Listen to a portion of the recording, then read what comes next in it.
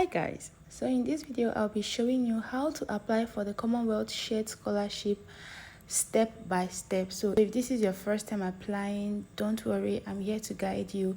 I'm here to show you how you can apply for the 2025/2026 cohort. Applications will soon start sometime later this October or in November. The application will start, and for some of you that might be confused, you might be asking, oh, should I apply to the schools first or should I make my Commonwealth Share Scholarship applications first? I will let you know what to do. And if you're not sure about how to write your essays, please check out the videos I have on how to write your essays, and I've also shared my own essay to guide you. Please do not copy these essays, simply just use them as a guideline and use the instructions I've given to write your own essays too. So without further ado, let's get straight into this video. So head over to your browser. So I'm going to be using my phone for this video. You can use your phone, you can use your laptop, but for the main application I would advise that you use your laptop. If you have a laptop, please use your laptop. If you don't have a laptop, please set your browser to laptop mode or desktop mode and use it to make your applications, because if you use your phone, some options might not show on your phone in the application website. So make sure you use your laptop, or you can use your phone if you do not have a laptop. So very quickly, go to your browser and type in the link of the application website. So I've put the link in the description. Check the description of this video or check the comment section. The link is going to be there. That's the link to CSC website. Type in the link. So I'm going to paste in the link and search. So once you open the website, this is what you're going to see: the Commonwealth Shared Scholarships. Now, I want you to know that the schools that participate in Commonwealth Shared Scholarships change every year. In some years, some schools might withdraw, and some other schools, some new schools might join. So don't assume that the school your friend applied to last year is going to be there. You have to check and find out for yourself. Now, how do you do it?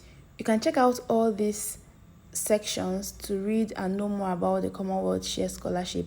I have a video where I've explained everything about the Commonwealth Share Scholarship. It's everything it covers and what it entails. You can go ahead and watch that video.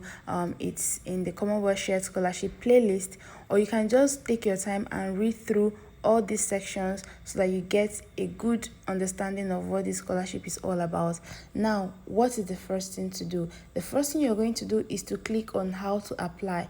Once you click on how to apply, scroll down and you're going to see where it says view full list of approved courses. So you want to click on the view full list of approved courses. So this is going to show you the courses that are participating and the courses you can apply for and the schools that are offering those courses. Now, the Commonwealth Share Scholarship has themes. So there are 6 themes, and one thing some people do not understand is that you have to explore all these themes, right? So let's say you're in science and you're just focused on science and technology for development.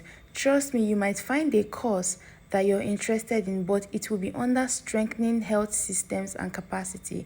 Sometimes you can also see some courses that are related to health and science in, for instance, access, inclusion, and opportunity, and sometimes even strengthening resilience and response to crisis. So don't just focus on one theme, explore all the themes, but please start with the area of interest. Let's say you're in science, right? Or you're in technology, or you're in the medical field. You want to look at strengthening health systems and capacity. So I'm quickly going to click on that, and this will show you all the participating universities and the courses that they are offering. Now, this is when you go ahead and take a pen and a paper and write down all the courses that you are interested in. And please, there's something I want to point out. I've also said this in one of my previous videos.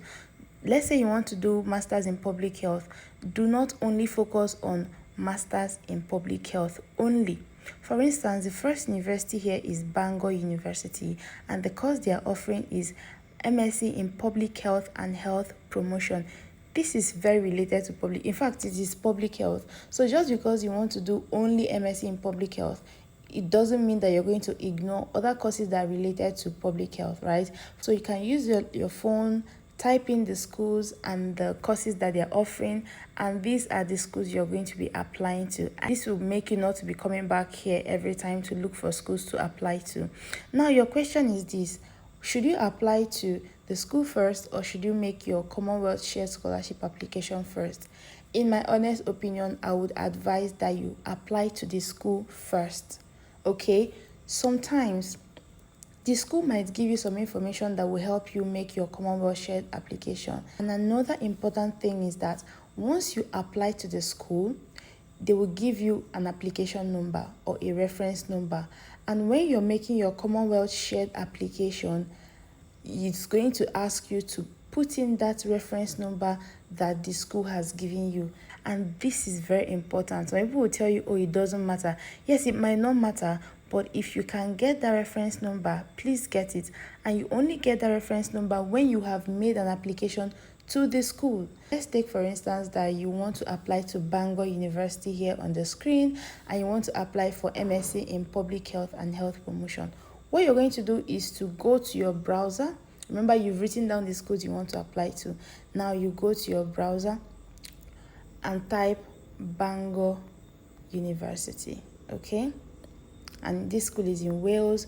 Go to their website. Now this is their postgraduate thought study. What I'm just going to do is to type in the public health course that I'm looking for, public health, and you are going to see courses related to public health. You're going to see the course that you're looking for.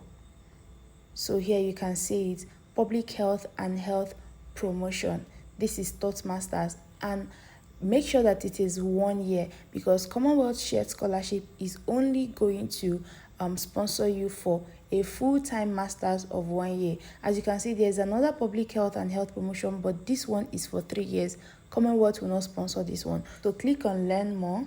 So these are more details about this course, and then you can scroll down where it says apply now. Now you can go ahead and apply.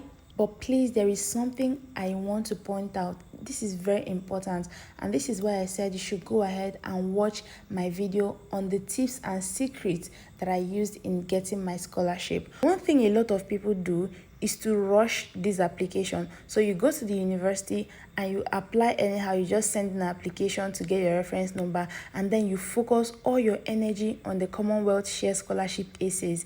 This is wrong. I want you to know one thing.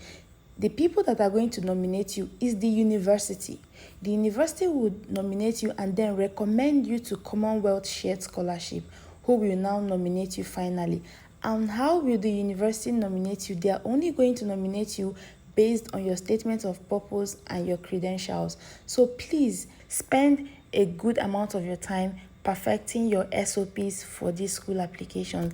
Now, when you have applied for this school, and I would recommend that you apply one after the other. So this makes sure that once you've applied for Bangor, you have cancelled that one. You know that you've applied for one school. Just do them one after the other. Some people will open different applications, and sometimes it can be confusing because you might carry SOP for this school and post for another school. So I would recommend that you apply one after the other. Once you're done with Bangor, you close that application and start another application, okay? So once you've applied to Bangor and you've gotten your reference number, you go back to this Commonwealth website. Now, how do you apply here? You go back to the first place you saw how to apply. Now, when you click on how to apply, now the application has closed, but once the application opens, you see the application link here where you have how to apply. At the end, you will see somewhere around here, you see apply. Okay. So once you click on apply, they will tell you to create a profile. You create a profile, and then it will take you to the application form. They will you can apply to as many schools as you want, and please apply to as many schools as your strength can carry.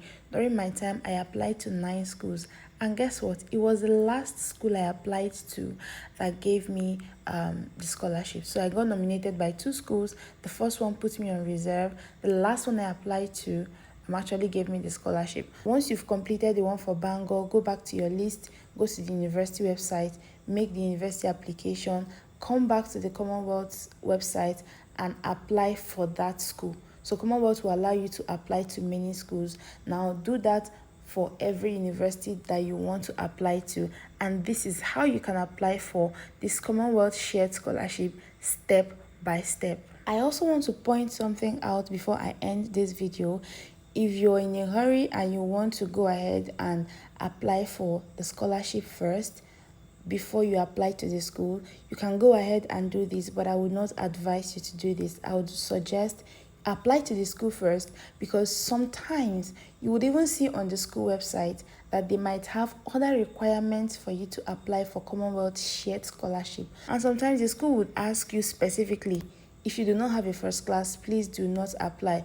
And imagine that you don't have a first class degree for your undergraduate and you've already gone to apply for the Commonwealth, on the Commonwealth shared website, and then you come back to the school and you're seeing that you don't have this requirement that they're asking for. You're going to mess up your application, or you're going to be confused. So I suggest that you please apply to the school first before you send in your Commonwealth shared application form. I hope this helps you. Please check out other videos I have, and make sure you subscribe to the channel if you've not subscribed at this point. If you have any question, leave it in the comment section and I'll be answering you. Until next time, I'll see you in my next video. Bye.